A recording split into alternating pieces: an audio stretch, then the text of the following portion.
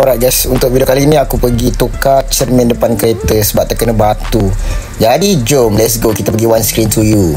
Ya, ini bukan video sponsor tau. Yang ni aku pergi sendiri. Lepas tu aku pakai aku punya insurans kan.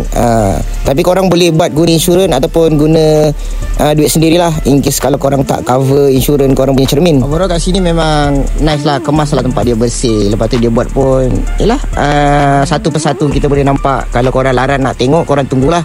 Kalau korang tak larat, korang boleh pergi jalan-jalan dulu. Tapi overall dia buat teliti lah. Nice lah. Memang nampak berpengalaman lah. Tapi yang penting cermin tu selesai je aku target. Sebab kali kau kan dekat Banting ada banyak juga kedai. Cuma yang ni dekat Jenjarum. Memandangkan kedai lain dah penuh, ramai pula orang tukar cermin. Jadi round punya round, tengok sini macam tak ada orang. So aku pun submit lah dokumen-dokumen yang patut, macam geran, lesen, IC. Dan yang terakhir cover note insurans. Itu kalau korang guna insurans lah. Kalau korang guna duit sendiri, masuk je, bayar je, nanti orang tukar lah. Yang penting kena tanya dulu ada tak stok cermin model kereta korang.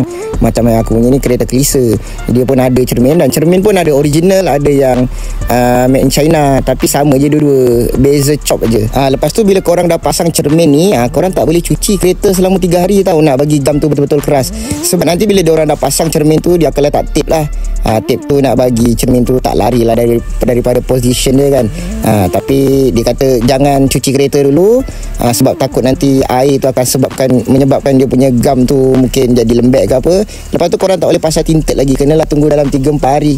Jadi pun tak apalah, nanti aku boleh lah standby duit untuk pasang tinted next time. Aku target nak pasang tinted yang 50% potong haba punya. Color apa aku tak tahu, tapi tengoklah macam mana. Memandangkan sekarang musim panas kan, jadi aircon tu terpaksa bekerja keras untuk sejukkan suhu dalam kereta. Terpaksalah cari yang ada potong haba punya supaya aircon tu dapat berfungsi dengan tip-top. Cuma ikut lah. Kalau korang rasa nak gelap terus, carilah berapa persen yang korang nak. Cuma kita nak ambil spek yang lepas JPJ. Malah nak cakap pasal kan, asal cantik-cantik sikit. Lepas tu ada function sejuk tu sikit, atau okey lah. Yang ni diorang dah siap lah nak pasang lepas diorang letak gam tu. Memandangkan kereta aku ni awal tu memang tak ada tinted, jadi diorang tukar cermin lah, tak masuk tinted. Aku tak tahulah kalau korang punya cermin dah siap tinted, lepas tu ada crack, mungkin diorang akan bagi sekali dengan tinted. Dan kualiti tinted tu tak pastilah sama macam yang dekat luar punya aftermarket yang mahal-mahal ke ataupun tak. Cuma dia cakap kalau nak sedap pakai yang kualiti tinggi lah. Sebab dia lebih sedap lah. Mata tengok masa memandu pun sedap. Ni bila dia dah siap dah.